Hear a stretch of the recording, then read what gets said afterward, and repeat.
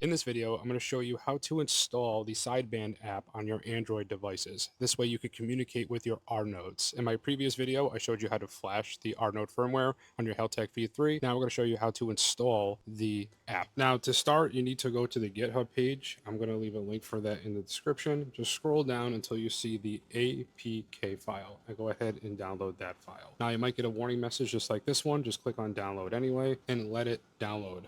Once it downloads, you're going to need to open up that downloaded file. You can do that multiple ways, but I recommend just clicking on the three dots in the top right corner and going down to the Downloads tab. And once you find your file, go ahead and click on it.